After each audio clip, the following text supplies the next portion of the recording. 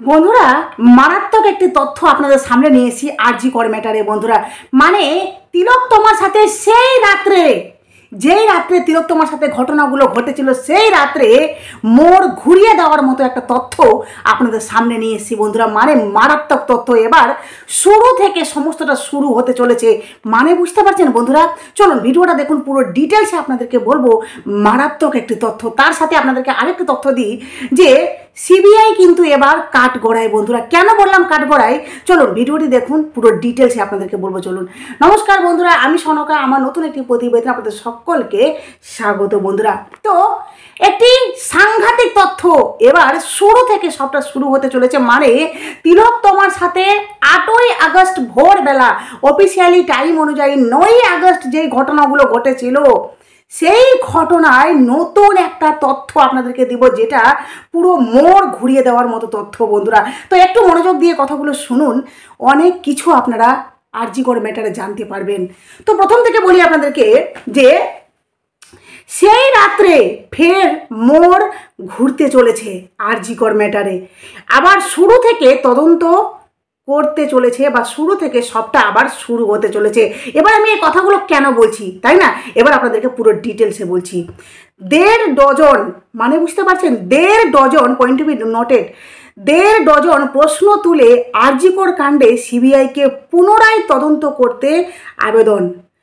13ই August থেকে সিবিআইকে পুনরায় তদন্ত করতে আবেদন করা হয়েছে। শিয়ালদহ আদালতে সব সাক্ষ্য নতুন করে করতে আবেদন করলেন নিহত চিকিৎসকের বাবা মা। অ্যাসিস্ট্যান্ট সুপার যিনি নাম করে, অ্যাসিস্ট্যান্ট সুপারের নাম করে যিনি ফোনের কথোপকথন রেকর্ডিং হাইকোর্টকে শুনে, মানে যেই ফোন করা হয়েছিল তিলোত্তমার মা বাবাকে, যে আমি অ্যাসিস্ট্যান্ট সুপার বলছি, মনে আছে বন্ধুরা? সেই রেকর্ডিংটা যখন শোনানো হয়, তো শুনে হস্তক্ষেপ করার আবেদন করা হয়েছে নির্যাতিতার বাবা মায়ের তরফে। মানে বুঝতে পারছেন? আই রিপিট, আপনাদেরকে আরেকবার বলছি, হয়তো বুঝতে আপনাদের অসুবিধা হচ্ছে, যে অ্যাসিস্ট্যান্ট সুপারের নাম করে আসা ফোনের কথোপকথন রেকর্ডিং হাইকোর্টকে শুনে হস্তক্ষেপ করার আবেদন করা হয়েছে নির্যাতিতার বাবা মায়ের তরফে।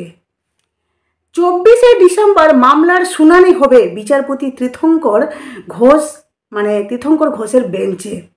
প্রশ্ন, এবার কি কি প্রশ্ন করা হয়েছে সিবিআইকে, বা কি কি প্রশ্ন রাখা হয়েছে এই তদন্তে হাইকোর্ট থেকে, সেটা আপনাদেরকে বলি, শুনলে আপনারা চমকে যাবেন বন্ধুরা। মানে এবার বিশাল কিছু মোড় আসতে চলেছে এই আরজি কর ম্যাটারে। বন্ধুরা, প্রথম প্রশ্ন হলো যে ঘটনার পরে নির্যাতিতার বাবা মাকে প্রথম phone, point to be noted, প্রথম ফোন করেছিলেন অ্যাসিস্ট্যান্ট সুপার। তদন্তে তাকে জিজ্ঞাসাবাদ করেনি কেন সিবিআই? তদন্ত করে দেখা, দ্বিতীয় নম্বর প্রশ্ন, তদন্ত করে দেখা উচিত গত 9ই আগস্ট সকাল 10:45 অ্যাসিস্ট্যান্ট সুপারিনটেন্ডেন্ট কার নির্দেশে ফোন করেছিলেন? বুঝতে পারছেন? কথাগুলো একটু মনোযোগ দিয়ে শুনুন। যেই কলটা করা হয়েছিল তিলোত্তমার মা বাবাকে, যে আমি অ্যাসিস্ট্যান্ট সুপার বলছি, তো উনি যে ফোনটা করেছিলেন, কার নির্দেশ পেয়ে উনি ফোনটা করেছিলেন? এই প্রশ্নটা দ্বিতীয় নাম্বার রাখা হয়েছে। তৃতীয় নাম্বার এবার বলি আপনাদেরকে, যে ওই সময় তার পাশে কে ছিলেন? ওই অ্যাসিস্ট্যান্ট সুপার প্রথমে ইচ্ছাকৃতভাবে কেন অসত্য কথা বলেন ফোনে, পরে কেন বললেন আত্মহত্যা করেছেন? প্রথমে কিন্তু বলা হয়েছে যে আপনার মেয়ে অসুস্থ। 3বার তিলোত্তমার মাকে 3বার কিন্তু কল করা হয়েছে। প্রথম বলা হয়েছে অসুস্থ, দ্বিতীয় বলা হয়েছে সিরিয়াস, তৃতীয় বলা হয়েছে যে আপনার মেয়ে আত্মহত্যা করেছে। এই কথাটি কিন্তু বলা হয়েছে, যেটা আপনারাও জানেন, হয়তো মনে আছে, আর মনে না থাকলে আমি কিন্তু আবার আপনাদেরকে মনে পড়িয়ে দিচ্ছি। তো চতুর্থ নাম্বার, মানে 4 নম্বর প্রশ্ন করা হয়েছে যে ময়নাতদন্তের জন্য গঠিত চিকিৎসক দলে কেন আরজি কর মেডিকেল কলেজ এবং হাসপাতালের ফরেনসিক মেডিসিন বিভাগের প্রধানকে রাখা হলো না? রাজ্যের মধ্যে ফরেন্সিক বিভাগের তিনি অন্যতম প্রধান অধ্যাপক হওয়া সত্ত্বেও কেন তাকে রাখা হলো না? এই প্রশ্নটা কিন্তু মারাত্মক একটা প্রশ্ন। এবার আপনাদেরকে বলি 5 নাম্বার পঞ্চম নাম্বার প্রশ্ন বলি যে কেন নীলরতন সরকার মেডিকেল কলেজের ফরেন্সিক বিভাগের সহকারী অধ্যাপক মল্লী বন্দ্যোপাধ্যায়কে ময়নাতদন্তের জন্য ডাকা হলো? অনেকের ফরেন্সিক বিশেষজ্ঞের যতগুলো ছিল ফরেন্সিক বিশেষজ্ঞ তাদের মধ্যে মল্লী সম্প্রতি সহকারী অধ্যাপক হয়েছেন। তার থেকে অনেক বেশি অভিজ্ঞদের কেন ডাকা হলো না? আপনাদেরকে এর আগে আমি একটা কথা বলেছিলাম বন্ধুরা, যে যারা ময়না তদন্ত করেছিল তারা কিন্তু সন্দীপ ঘোষের খুব পরিচিত, খুব কাছাকাছি, এমনকি সন্দীপ ঘোষ তাদের দ্বারাই করিয়েছেন ময়না তদন্ত, যাদেরকে উনি পছন্দ করতেন বা যারা সন্দীপ ঘোষের মতামত অনুযায়ী কাজটা পুরো করেছেন তাদেরকে কিন্তু এই কাজটা করতে দেওয়া হয়েছে। যার জন্য এই প্রশ্নটা কিন্তু রাখা হয়েছে 5 নাম্বারে, যে কেন যিনি এই যে মল্লী বন্দ্যোপাধ্যায়, উনার থেকেও কিন্তু আরও অনেক অভিজ্ঞ ছিলেন, তাহলে উনাদেরকে না ডেকে এই মল্লী বন্দ্যোপাধ্যায়কে কেন রাখা হলো সেই তদন্তে, ময়না তদন্তে? এবার আপনাদেরকে 6 নম্বরে বলি, আরজিকর মেডিকেল কলেজের তৎকালীন অধ্যাপক সন্দীপ ঘোষ কেন থানায় এফআইআর দায়ের করলেন না, তা খুঁটিয়ে দেখা দরকার। 7 নম্বরে বলা হচ্ছে কেন ঘটনাস্থলে গিয়েছিলেন রাজ্য মেডিকেল মনে পড়ছে বন্ধুরা, রাজ্য মেডিকেল কাউন্সিলের সদস্য অভিক দে এবং বিরূপাক্ষ বিশ্বাস, যেটা আপনাদেরকে বারবার বলেছি যে রাজ্য মেডিকেল কাউন্সিলে যেটা কিছুদিন আগেই কিন্তু প্রচুর আন্দোলন হয়েছে এই বিরূপাক্ষ বিশ্বাস আর অভিক দেকে নিয়ে। তো এটা প্রশ্ন রাখা হয়েছে। তারপরে 8 নম্বরে রাখা হয়েছে মারাত্মক একটি প্রশ্ন, ডিউটি রোস্টার অনুযায়ী 8ই আগস্ট রাত থেকে 9ই আগস্ট পর্যন্ত কোন কোন চিকিৎসক ছিলেন?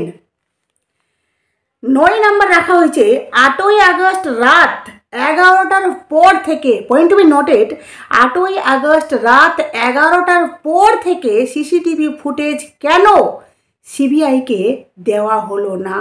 Point to be noted. কারণ সিসিটিভি ফুটেজ নিয়ে কিন্তু কোর্টে কিন্তু তর্ক বিতর্ক হয়েছিল সিবিআইয়ের আইনজীবী আর এইদিকে রাজ্যের আইনজীবী নিয়ে কিন্তু একটা তর্কাতর্কি হয়েছিল। সিবিআইয়ের আইনজীবী পরিষ্কার বলেছিলেন, আর যে সন্দীপ ঘোষের আইনজীবী, তাছাড়া এই নিয়ে কিন্তু তর্ক বিতর্ক হয়েছিল যে কেন সেখানে সিসিটিভি ফুটেজটা জমা পড়েনি। সিবিআইয়ের আইনজীবী বারবার বলছিলেন যে আমাদেরকে সমস্তটা দেওয়া হয়নি। এই ধরনের কি তর্ক বিতর্ক হয়েছিল, যেখানে বলা হয়েছিল সিসিটিভি ফুটেজ নাকি প্রচণ্ড ঘোলা বা খারাপ একটা বা টেকনিক্যাল কোনো প্রবলেমের কারণ দেখানো হয়েছিল, যে ফুটেজগুলো নেই, এইসব কারণ দেখানো হয়েছিল, যেটার জন্য প্রশ্ন কিন্তু করা হয়েছে। 10 নম্বরে বলা হচ্ছে যে হাসপাতালে পৌঁছানোর পরে, পয়েন্ট টু বি নোটেড, হাসপাতালে পৌঁছানোর পরে কেন নির্যাতিতার বাবা মাকে কেন মেয়ের তিলোত্তমার মৃতদেহ দেখতে দেওয়া হয়নি? কেন সন্দীপ ঘোষ তাদের সঙ্গে দেখা করতে যাননি? এই প্রশ্নটি কিন্তু অত্যন্ত মারাত্মক, অত্যন্ত গুরুত্বপূর্ণ প্রশ্ন, যে তিলোত্তমার মা, যার মেয়ের সাথে এই ধরনের ঘটনা ঘটেছে, যার সর্বস্ব দুনিয়া চলে গেছে, সেই মা তার সন্তানকে দেখতে পাবে না, অথচ মা বাবা বাদ দিয়ে বাকি সবাই দেখতে পাচ্ছে, সেখানে পুরো হাট বসে গেছে, তাই না? কিন্তু তিলোত্তমার মা বাবা, ভাবুন তো বন্ধুরা, মেয়েটার বলে না, যদি আত্মা বলে কিছু থাকে, সত্যি মনে হয় তখন ছটফট করছিল যে আমার মা আমাকে দেখতে আসছে না, কতটা কষ্ট। আর সেই সময় তিলোত্তমার মা বাবার জাস্ট অবস্থাটা ভাবুন, পরিস্থিতিটা ভাবুন, যে ওনারা ছটফট করছেন, কাতরাচ্ছেন নিজের মেয়েকে দেখার জন্য, কিন্তু দেখতে দেওয়া হচ্ছে না। এবার তারপরে প্রশ্ন রাখা হয়েছে 11 নম্বর, নির্যাতিতার মৃতদেহ কেন পরিবারের হাতে তুলে দেওয়া হয়নি? পয়েন্ট টু বি নোটেড, কেন স্থানীয় বিধায়ক এবং কাউন্সিলরের নজরদারিতে তড়িঘড়ি মৃতদেহ সৎকার করা হলো? 12 নম্বর প্রশ্ন, কেন নির্যাতিতার বাবা দ্বিতীয়বার ময়নাতদন্ত করতে চাইলেও উপেক্ষা করা হয়েছে? মানে সেটা করতে দেওয়া হয়নি। সেটা আপনারা এর আগেও কিন্তু শুনেছেন আমার মুখ থেকে যে তিলোত্তমার দ্বিতীয়বার কিন্তু ময়নাতদন্ত করার জন্য তিলোত্তমার বাবা বারবার বলছিলেন, কিন্তু সেটাকে কোনো রকমের কর্ণপাত করা হয়নি, সেই কথাটাকে এড়িয়ে যাওয়া হয়েছে।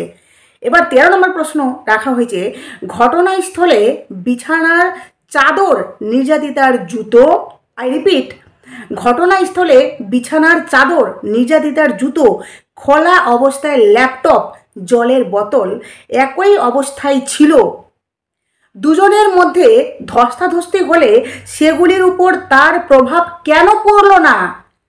এটা একটা স্বাভাবিক প্রশ্ন যে একটা মেয়েকে বা একটা যে কোনো মহিলা বা যে কোনো ব্যক্তিকে যদি অপর ব্যক্তি এসে তাকে অ্যাটাক করে, তাহলে কিন্তু সেখানে দুজনের মধ্যে ফাইট হবে। আর যখনই ফাইট হবে সাইডের জিনিসগুলো নিশ্চয়ই ছোড়াছুড়ি এদিক ওদিক পড়ে থাকবে, কিন্তু না, জায়গার জিনিস জায়গাতেই ছিল, মানে যেই যেই জিনিসটা যেখানে ছিল সেখানেই ছিল। তাহলে কি এগুলো কিসের ইঙ্গিত? সেটা বলা হয়েছে। এমনকি এটাও বলা হয়েছে যে এমনকি ঘটনাস্থলে তার কোনো চিহ্ন পাওয়া যায়নি, এটা বিশ্বাস করা কঠিন। এ মতাবস্থায় প্রমাণ লোপাট হয়েছে এমন আশঙ্কা অমূলক নয়। এটা স্পষ্ট বুঝতে পেরেছেন আদালত যে এই সব লক্ষণ বা এই সব মানে যেটা আমরা দেখতে পাচ্ছি বা যেটা শুনতে পাচ্ছি বা যেটা ওনাকে বলা হয়েছে, নির্যাতিতার বাবা মা বলেছেন, সেই সমস্ত কিছুর পরিপ্রেক্ষিতে উনি বুঝতে পারছেন যে প্রমাণ লোপাট 100% হয়েছে। এবার বলা হয়েছে 14 নম্বর প্রশ্ন, যে চেস্ট বিভাগের পাশের অংশ কেন ভাঙার কাজ শুরু হয়েছিল, কার নির্দেশে তা হয়েছিল?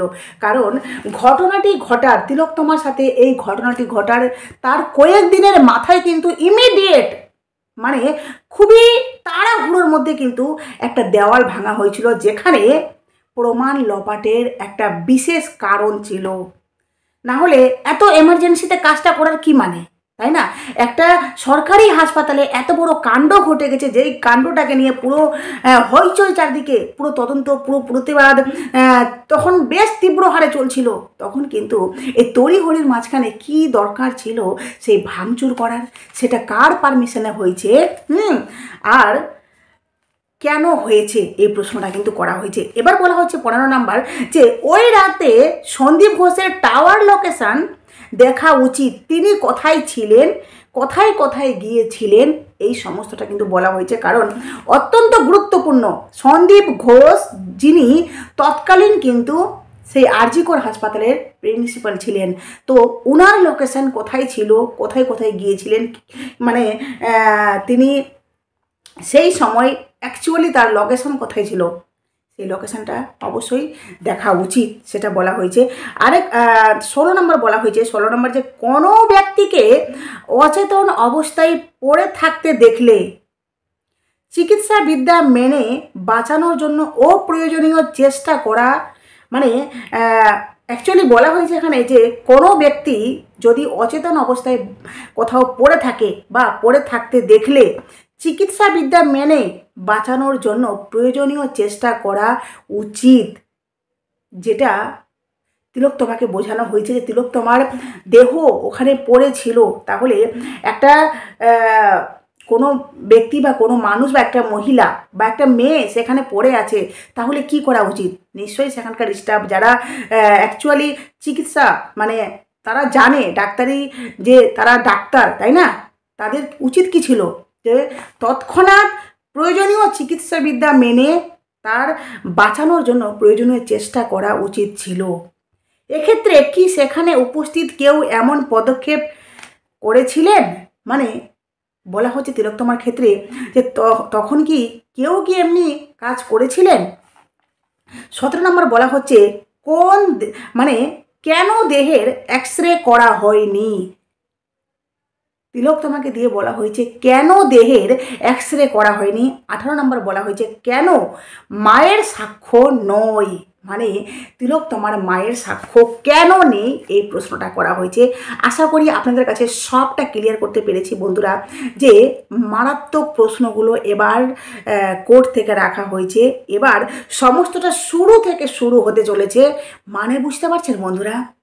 এবার আরজি কর ম্যাটারে সেই রাত্রে বিশাল বড় মোড় ঘুরতে চলেছে, কারণ সিবিআই অনেক জায়গায় অনেক কিছু ফাঁক ফোকর রেখেছে, যেই ফাঁক ফোকর থেকে এবার নতুন করে প্রশ্ন আদালত থেকে রাখা হয়েছে। সেই সমস্ত প্রশ্ন সেই সমস্ত প্রশ্নের ভিত্তিতে এবার তদন্ত হবে যে অ্যাকচুয়ালি এই জায়গাগুলোতে কি কি হয়েছিল।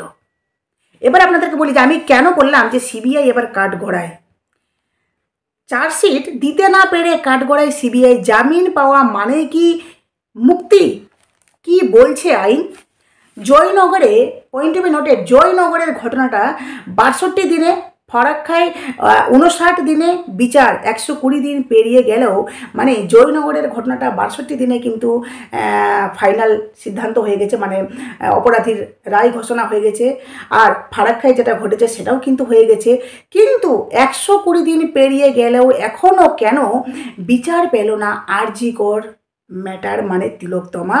মিছিল, মিটিং, প্রতিবাদের মধ্যে আবার জামিন, তরুণী চিকিৎসককে খুন এবং ধর্ষণের সন্দেহভাজন 2 ষড়যন্ত্রকারী প্রাক্তন অধ্যক্ষ সন্দীপ ঘোষ এবং টালা থানার প্রাক্তন ওসি, মানে সাসপেন্ডেড ওসি অভিজিৎ মণ্ডল নির্যাতিতা, মানে এই যে ওনারা যে ষড়যন্ত্রের মধ্যে জড়িত, তার মাঝখানে এই সমস্ত কিছুর মাঝখানে তাদের জামিন হওয়া, এমনকি নির্ধারিত সময়ে চার্জশিট দিতে পারেনি সিবিআই, তাই জামিন দিয়ে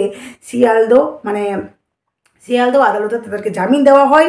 এমনকি যে কেন্দ্রীয় তদন্তকারী সংস্থার ভূমিকা নিয়ে প্রশ্ন উঠেছে, আস্থা হারিয়েছেন খোদ তিলোত্তমার মা বাবা, পরিবার। আর সিবিআই তদন্ত চাই না, এটা তিলোত্তমার মা বাবা বলছেন যে আর আমার সিবিআই তদন্ত চাই না, নতুন করে তদন্ত চেয়ে হাইকোর্টে মামলা, কি হবে এই মামলার ভবিষ্যৎ, চার্জশিট না দিলেই কি জামিন, কি বলছেন আইন। মানে এই যে সিবিআইয়ের যে মাঝখানে যে ঘটে গেলো জামিন, এই যে সিবিআই তদন্ত নিয়ে বিভিন্ন প্রশ্ন, যেখানে আপনাদেরকে বললাম যে তিলোত্তমার মা বাবা কিন্তু কোর্টে গেছিলেন, যেখানে ওনারা কান্নাকাটি করে বিচারপতির সামনে ওনারা হাত জোর করে করেছেন যে আমার মেয়ের জাস্টিস চাই। আবারও আপনারা এই ব্যাপারটাতে নজরদারি করুন, কারণ শুরু থেকে সবটা শুরু হবে। এবার তদন্তে অনেক কিছু ফাঁক ফকর থেকে গেছে, যেখান থেকে সিবিআইকে এই প্রশ্ন করে সিবিআইকে নতুন করে দায়িত্ব দেওয়া হয়েছে যে আপনারা এই জায়গাগুলো, এই কোশ্চেনগুলো ভিত্তিতে এবার আপনারা সমস্তটা ইনভেস্টিগেশন করুন। দেখা যাক আগামীতে কি হচ্ছে, সমস্তটাই কিন্তু আমাদের নজরে থাকবে। অবশ্যই পরবর্তী আপডেট কিন্তু আপনাদের সামনে দিব। তবে নতুন থাকলে চ্যানেলটি সাবস্ক্রাইব করে নোটিফিকেশান অন করে পাশে থাকবেন সমস্ত রকমের তথ্য পাওয়ার জন্য। বন্ধুরা জাস্ট একটা কথাই বলবো, তিলোত্তমার জাস্টিস অবশ্যই আমরা পাবো, তবে সময় লাগবে, ধৈর্য ধরতে হবে, প্রতিবাদ করে যেতে হবে ওই ডিমান্ড জাস্টিস। টাটা।